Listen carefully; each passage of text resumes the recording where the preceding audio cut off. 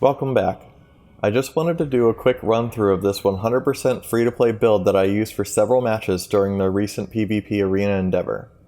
My last video went over a bunch of nuances that players who have at least some PvP experience or played a few matches could benefit from, but one of the most common complaints about PvP I see is that it is pay to win, and I wanted to demonstrate a successful but bare-bones PvP build and how it works. I'll have more comments on that, but I want this video to stay focused and positive. I'm going to start with some brief context about this account. It is completely free to play and was created in July of 2021, so it's earned the Mirror Gagarin ship and the Isenberg cruiser just recently during the winter event. I've farmed some vendor trash for EC with some patrols, and run some random TFOs to get the gear I wanted, largely with this build in mind, and I purchased a Hirogen Hunter Escort for around 2 million EC, which was roughly an hour's worth of work in patrols. I also redeemed all the free giveaway codes handed out this year, so I have some starship traits from the Matha Raptor and Temporal Cruiser, but those are not at all critical to this build. I chose the Hirogen Hunter because that ship has been available cheaply for an extremely long time. It has 5 tactical consoles, and it actually has a great bridge officer layout and was one of my favorite PvP ships in the pre-T6 era. The other reasoning is hopefully this video will have some staying power. If I had used the Mirror Gagarin or Isenberg and someone new who missed those events saw this video, it might not apply to them. I used a Jem'Hadar tune because they start out already at level 65, so it takes minimal effort to get them up and running, and it's a science captain for the benefits of sensor scan and subnucleonic beam in PvP. Okay, all that out of the way, the build. For weapons, I've just gotten the Lucari Piezo-Polaron beam from Reputation. The reason is for technical overload and electrical spike damage it causes when using beam overload. This electrical damage does not show up on the tooltip of the weapon, but it shows up when you activate beam overload and hover over it. This costs a little dill, but it's the highest damaging weapon on this build. All of the arrays are agony phasers that were free from the Mirror Gagarin event, but really, you could use whatever beams or weapons you want on a ship like this. Disruptors would probably be optimal because you could slot the free 2-piece Martok set, Omni, and console, which is great for PvP, but I didn't bother taking the time to do that on this character. The experimental weapon is the free one that came with the ship. Other gear is the default Jem'Hadar deflector this character started with. If you aren't a Jem'Hadar, you can play the mission Operation Gamma and get the same one for free. I leave it on all the time for the perception boost, which helps deal with targets using Exodus or Intel Team. Just in time for the Endeavor, I was finally able to run enough randoms to buy all 3 competitive pieces that I needed. In this case, the Fortified Engines, Innervated Warp Core, which adds some control resist, and the Fortified Shields, which I've not yet re-engineered, but they should be cap times 3. The 3-piece gives me some bonus damage resistance, and the shields have a nice hull capacity boost and sport a short placate, so that makes a lot of sense for PvP. But you could do just as well with a Discovery 2-piece core and shield instead. Just don't give up the competitive engines, the speed is very useful. For consoles, I have 5 Fleet Protomatter Colony TAC consoles. Each of these heals 25% of your hull over 10 seconds, they stack on top of each other, and with 2 fire mode abilities, I can activate them like crazy. These are the primary source of healing on this build and keep me alive. Going hand in hand with those is the Hull Image Refractors console, which I bought with around 7 million EC from the exchange. This allows those tactical consoles to give me a huge temporary hull pool, as heals over 100% create stacks of temporary hull up to 20 times. Next to this is the Fluidic Phase Decoupler. I think I nabbed this one for around 2.5 million EC, but they're worth more than that and I think I got a lucky deal. This is a great cheap button to hit to jump out of science spam or holds, or even escape some incoming fire for a few seconds and heal up.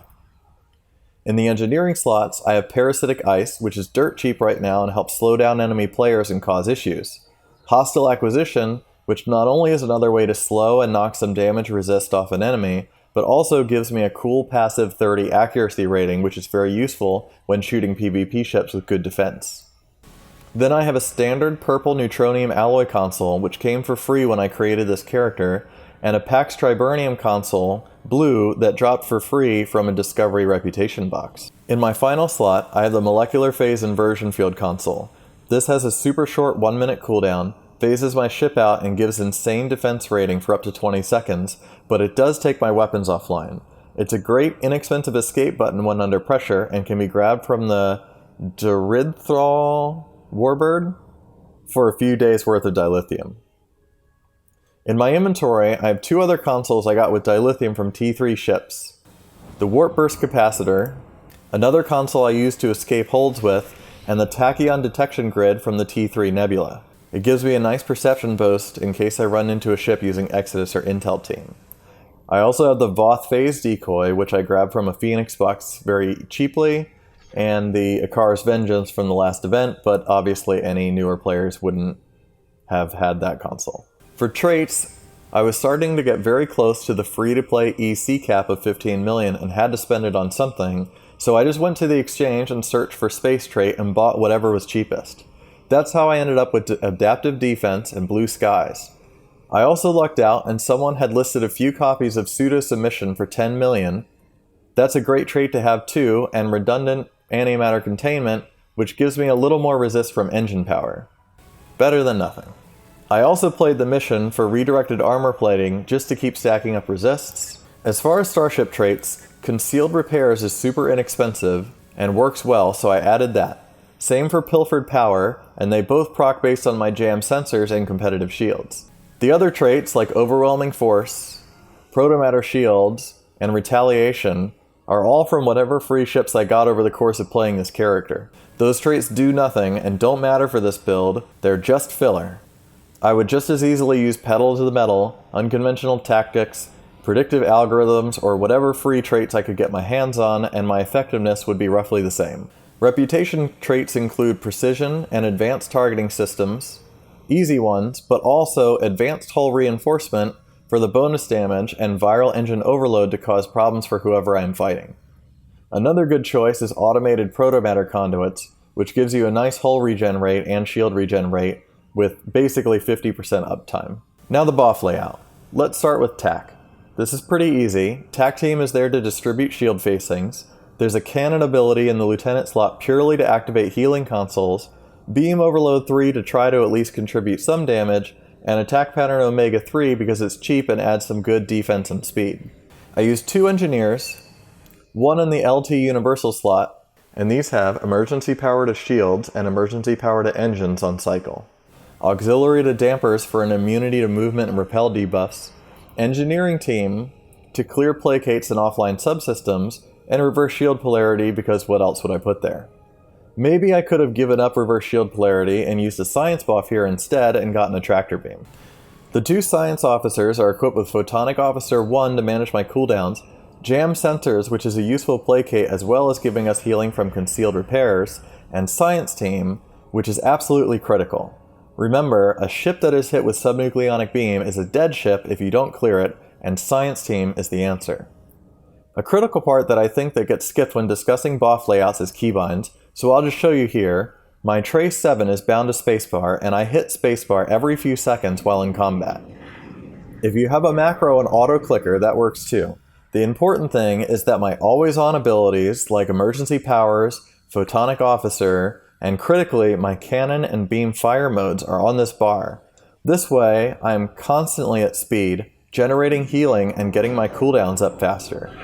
Clicky escape abilities, debuff cleanses from teams, and offensive moves like Sensor Scan and Subnucleonic Beam, or whatever your captain career has, really should be manually activated or at least on a different key from the main bar so that you can use them when the correct situation arises. A badly timed team ability can get you killed, or a misfired subnuke can result in the enemy escaping and your team left with no kill. My specializations are Command Primary, mainly for boost morale, which is another way to clear subnukes, slows, and other debuffs not cleared by team abilities, and Miracle Worker, mainly for the hull regen. I think Strategist would be just as good or maybe better, but I didn't have it completed in time for this event. I'll give them credit for one thing here though. The specializations are all really side grades in PvP. I've seen successful builds using any combination of these, so it's really down to preference or whatever works best for you. Last thing, duty officers. I grabbed a few Phoenix boxes and the emergency con officer to keep my evasive maneuvers up, and 2 blues, a beam overload doff, no idea if this is doing anything for me at all, but I've seen other people use it, and one that gives me 35 energy resistance when using Ox Damp, because why not? The other ones are some that came for free on my character, and I didn't know what else to put here. So there you have it. An absolutely free, minimal effort required, ready to go PvP build you can rock in your next PvP match, and a build that would demolish your average PvE DPS build with no cost investment. So we can sit here and theorycraft all day, but let's see it in action. I'm going to play a recording of a PvP match I was in just a few hours ago and kind of explain what I'm doing and why, so anyone watching can get an idea of my piloting thought process within the confines of this build. Okay, so in this match, me and Remus, Klingon Killer there, is on my team, and we're on voice chat together trying to coordinate targets. He's in a similar build to me, but he did the event campaign, so he's got the promo to lists and roughly double the amount of play time, so he's got a little more gear than I have, but otherwise pretty similar. So here we start off. Asuna comes flying in at full speed. I call the target in chat, and we're focusing him, and able to take him out relatively quickly there. The next target is Daddy, who I hit with Parasitic Ice there and got himself in a little bit of trouble. We actually hurt him well enough there that he continuity back from a temple specialization. And you can see here I'm losing target sometimes, but I'm consistently tracking him visually. Even though I'm not locked on, I'm following him around. I've got him called as the target because he's weak right now, right? His continuity has already stepped him back. He is the most at-risk target that we can kill in the match right now. And there he goes, just got him. So now we're switching targets again to Hillred. I called him chat. I'm flying around and trying to attack him. Avoiding all the pets and other spam. Not wasting my time attacking other ships. I'm not getting a lot of help here, so I'm not really able to punch through, but there I get some help, and he also has Temporal as his primary spec and continuity back. So he's our prime target again. Me and Remus here are really trying to hammer him. And he teleports forward, but we still kill him. And now we move on to the next target, Zamira.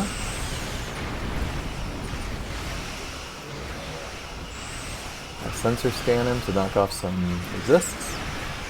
Got a teammate that's in trouble, so I'm also here trying to draw some fire off of him. Cause some problems for this guy. He's very tanky, so I'm having some trouble getting through. I actually target my teammate there and I throw an engineering team on him because I didn't need it, but too little too late there, and he dies anyway. So I've lost my wingman now. If you look, my teammate's about 20 kilometers away somewhere else. We're not focusing the same target. I don't do enough damage to kill this guy alone. I hit him with a subnucleonic beam right there and ice and try to slow him down a little bit, but I can't really crack him. And now a second player has joined the fight on his side, so it's essentially 2v1 right now in my little area.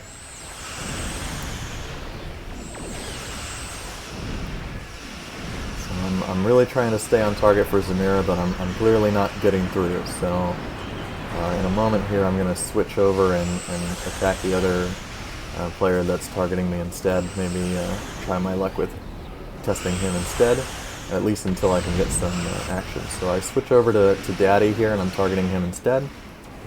He phases out, but still keeping track of him. He just hit me with jam sensors. But I saw it, I know where he's flying. I can see him visually, even though I'm placated. I can see the effects around his ship. I'm staying on target. Sensor scan for a debuff, He slips out again. I just keep pounding him, I'm completely alone up here. I'm very separated from my team. He drops a sensor interference platform, which I immediately destroy. Because the sensor interference platform, if you're within 10 kilometers of it, your attack damage is roughly halved. So the faster you can kill it, the better damage you can do.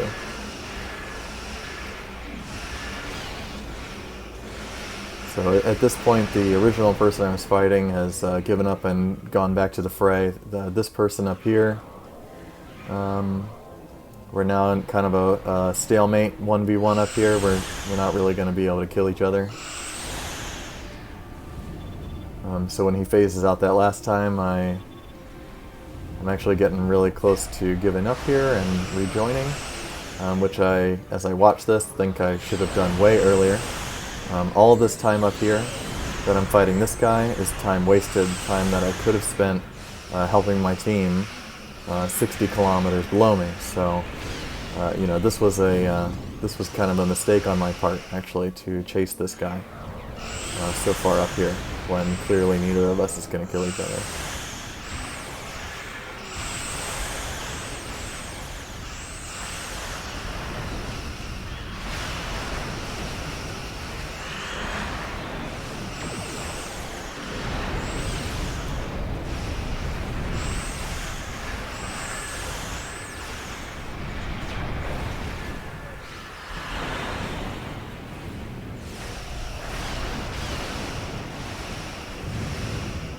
So here I'm actually looking down and decide what I'm doing up here is a waste of time, and start to work my way back down. And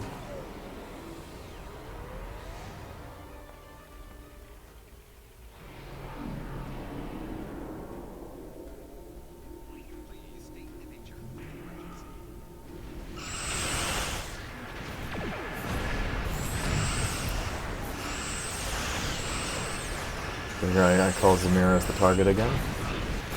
And I got a little bit of help this time, so we're actually cracking into his hull through his healing. Remember when I was fighting him earlier, I couldn't do it alone.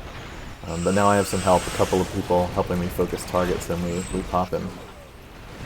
Next I call Asuna as the target.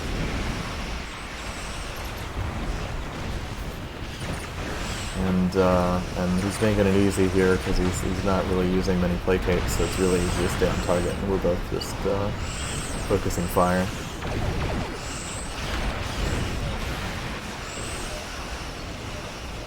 But he's healing up very well, so I actually place Parasitic Ice, Hostile Acquisition, Sensor Scan. I put them all down at the same time there to try to do as much debuffing as possible. Even though it only lasts for a few seconds, you know, a few seconds of debuff and some spike damage can result in kills. So, yeah, I'm really not taking a lot of heat here. I mean, I've got some incoming damage, but I'm barely getting scratched.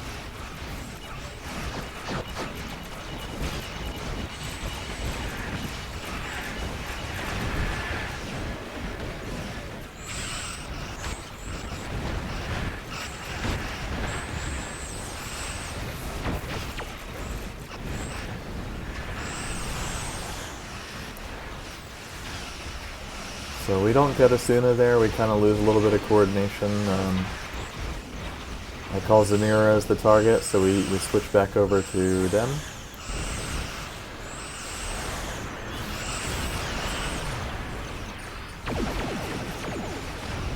We're able to score that kill relatively quickly. And now I call Daddy as the target, and this time instead of being alone, I actually have some help. So now the two of us are attacking the target. Nice subnucleonic beam there from my teammate, knocked in, really screwed this guy up. He didn't have a science team or something to clear that subnuke. He was a sitting duck there for a couple of seconds and let us make a couple of passes, and that's why he died. Now I call back Hillred as the target, because both Asuna and Shinzon Picard, they are a lot tougher targets to kill. So rather than wasting our time, we're focusing on enemies we can actually kill. But here, Asuna gets pulled out. It looked like it was a forceful challenge. The competitive active ability gets pulled out of his rally point marker. Right there, again, as well. So we're focusing this target who's now struggling, and that purple effect that just appeared on him, that was a subnuke. As well, so someone on my team hit him with a subnucleonic beam. and I hit him with one as well. So we're really trying hard to get through this, and it's taken a little bit of time, but we're whittling away. And he's outside of his rally point, so we're causing some trouble for him. And we're finally able to crack him right there. He actually got assimilated by the retrofitted assimilator console. It's kind of cool. So now we're back on Daddy. Again, focus fired by 2 people, and he's done very quickly.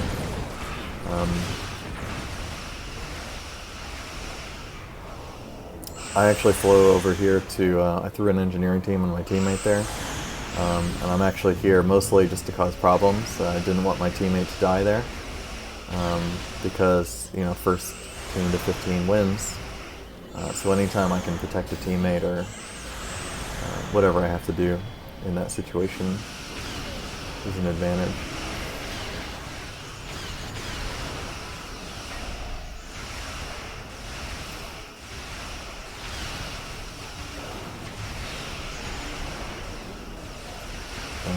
Poor Zamira getting focused again here, but we squeeze him off, and now only 1 kill left. I actually know Shin's on Picard. Spends a lot of time in Karat, so I already know not to bother shooting him, because this team that I'm on doesn't have enough damage to kill him. We need somebody with some higher end gear. And that's why I was saying that the argument in PvP is backwards. You know, people say everyone does so much damage that you die so quickly. It's really the opposite. It's cheap to build a really survivable ship. It's hard to build a ship that does enough damage to kill someone through all the healing. So that's our final scoreboard. You can see Remus and I, 12 kills, 0 deaths. We really cleaned up shop there. But it, you know, just took a little team coordination, a little focusing fire. I had good healing, and no one was really able to crack through. So I had no problems whatsoever in that match, and you know, it was a relatively close game, 15-10. I mean, that's you know, that's about as good as it gets in a lot of these matches. You know, I don't live for matches that are 15-0 or 0-15. You know, I want to play. I want to play matches that are 15-14. You know, those are the matches that I enjoy in PvP. So I want more matches, more even matches like this. And that's why, you know, I try to make these videos, help people out, learning how to play and all. So I want to talk about this match as well, because the previous match, I never was really in danger of dying. No one on the other team, they had a couple of good tanks, but they didn't really have anyone that did an appreciable amount of damage to, you know, give me much hassle. In this match, it's a little bit more, there's a little bit more pressure. So here I'm teamed with my friend Remus again. We're on voice chat trying to coordinate, both in kind of similar builds. Here we're focusing on Keith, because he's relatively easy to target in this group.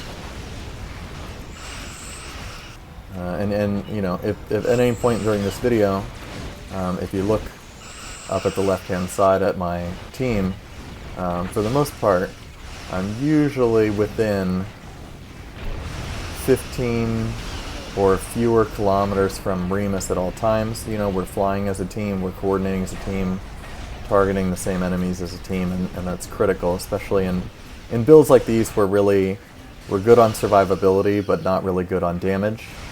So we're just trying to maximize, you know, the potential of what we have available here. Right there, I'm trying to get out of these tractor beam mines. They're not really doing a lot to me thanks to Oxidamp, but I'm really just kind of skirting around. I'm looking for the right target. Something that I can start to, you know, basically what I'm doing is I'm testing here. You know, I take a few shots at Sybil, I took a few shots at Trinity. I took a few shots at Silver and the Herc. You know, I'm just testing people to see what kind of damage I'm able to do to them, how squishy they are, and you know, how they're going to react to that situation. Gabriel here, I took a shot and I saw him drop to 87, you know, so I know that he's a pretty good target. So in voice, you know, I tell my team to, you know, end here in chat to target Gabriel. Now he's getting really low. We're able to focus him down. I'm not really doing enough damage to kill him myself, but someone just came in and hit him with a neutronic torpedo right there, finished him off. So that worked really well. I also had to hit engineering team there. I was hit with the viral engines, and my engines were offline, so I hit engineering team to clear that so I could get away. So now I'm back kind of skirting around the outsides. And Sybil here is another player I am familiar with from Karat, and I know that he's a big threat. He's a science control build, so you know he has the ability to, you know, as a friend of mine would say, be a bull in a china shop. He is able to, you know, lock down and slow a lot of my teammates. You know, he could really cause problems for us. So I'm trying to keep the pressure on him. We got some good hits there, and he actually was pretty low on health for a little bit, but we weren't really able to capitalize. We weren't able to focus long enough to finish him off. So we get a couple more shots in here. We're chasing, and we're kind of keeping the pressure on. But as long as he's running from us like this, as long as, you know, he's running from us and we're chasing him, he's not killing our teammates. You know, anyone can fill this role. It's important to, you know, try your best to protect your teammates as best you can with whatever tools you have necessary. You know, in this case, I'm a beam build. All I can do is kind of hassle people and do some damage. If I were in a healer, you know, I could heal teammates. There's lots of ways to help out your team. So.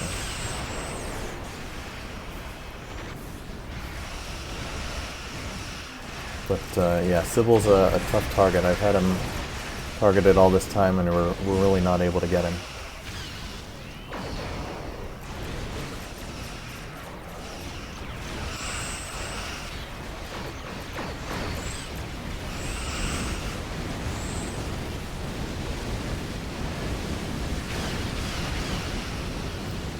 You can see I'm taking a lot more damage in this run. You know, a couple torpedoes. There's a lot of anomalies I have to worry about. All my shields just got sucked off right there by something.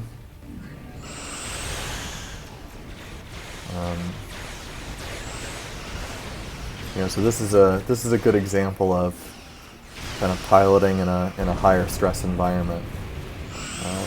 You know, there's Silver on their team has pets everywhere. Here, my teammate Remus was stuck there in the science spam. I actually threw a science team to him to try to get him out of any debuffs. And actually, my own debuffs were messed up there, my cooldown timers, so I flew away for a moment so that I wouldn't get killed during that time. And then I rejoined the battle after I, you know, cleared those debuffs.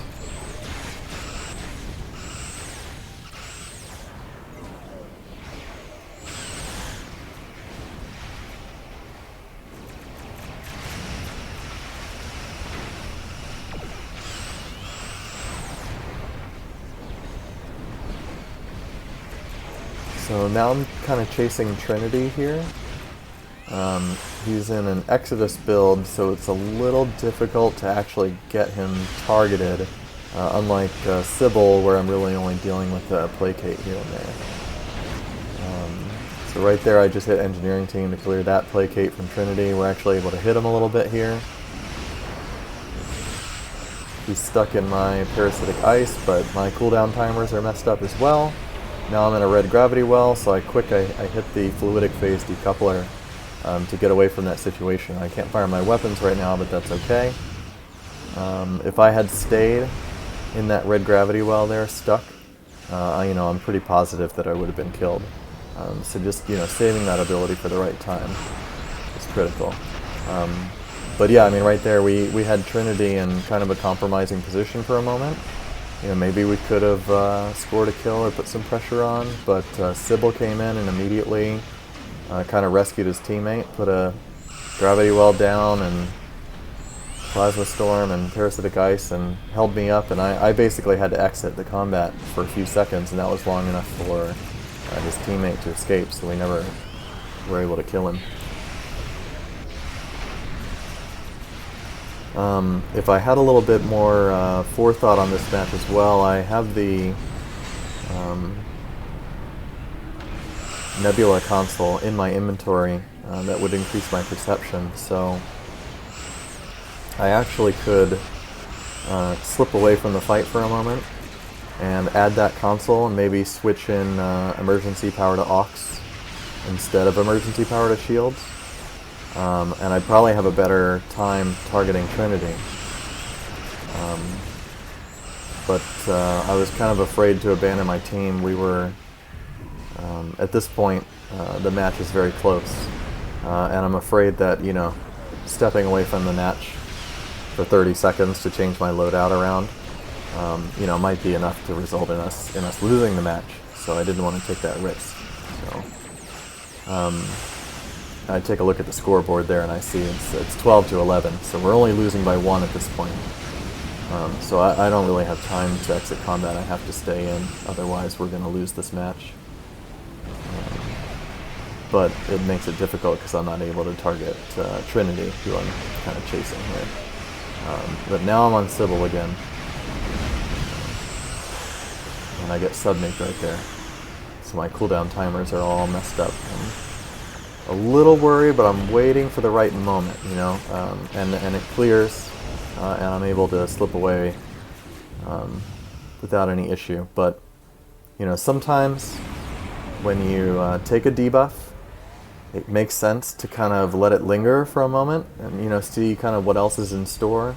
If you hit that escape console too early, and then say you get subnuked, you hit Science Team, and then you get subnuked a second time, I mean, what are you going to do? So, it's kind of a delicate balance. If you wait too long, then you might get stuck and then killed really quickly. If you do it too quickly, then if you get captured, held, whatever, a second time, and then your escape console is on cooldown, you're also screwed, so you just have to, it's really just a practice thing, maybe a little bit of luck as well.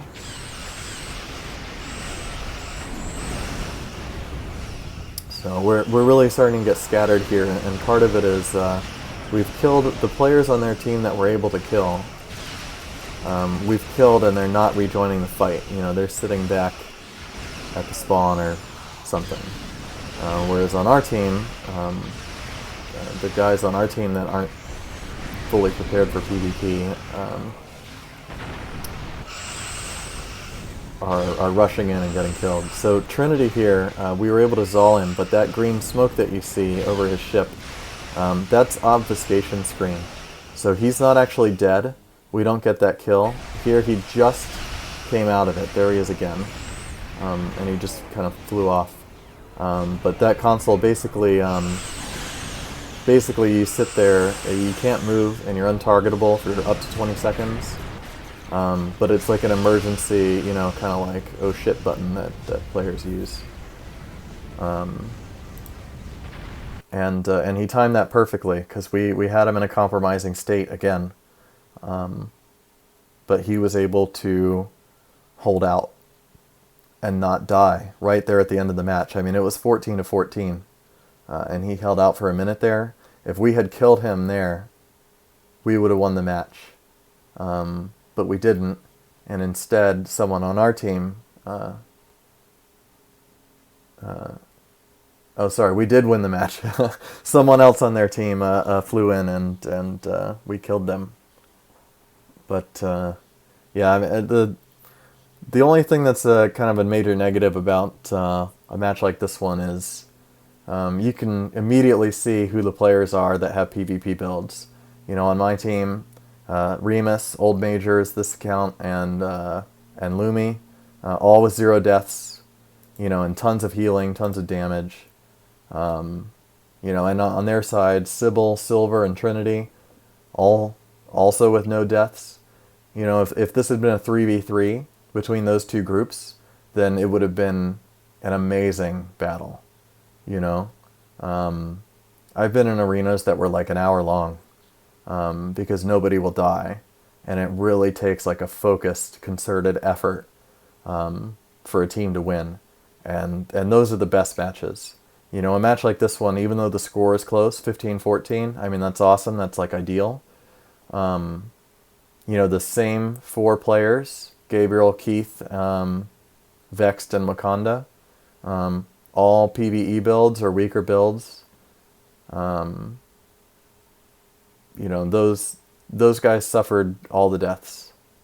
So, you know, there's only so much you can do, and I hope that by posting some of these videos and guides, situations like this will be less frequent. You know, I'd like to see more players lasting longer in arenas and, you know, getting focused down a little bit less. I mean, I think like if they implemented a matchmaking system like they promised in 2017 and never did, you know, that would be critical to making something like this really work.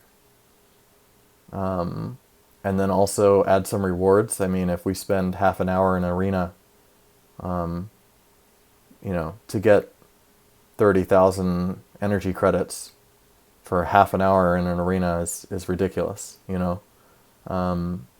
They said it would include competitive marks, you know, back in the day, and they never added that. I don't know what the holdup is on going to the loot table for arenas and just adding competitive marks or stratagems or whatever. But that's, you know, that's a big change I'd really love to see for 2022. Yeah, so thanks for watching, and good luck out there.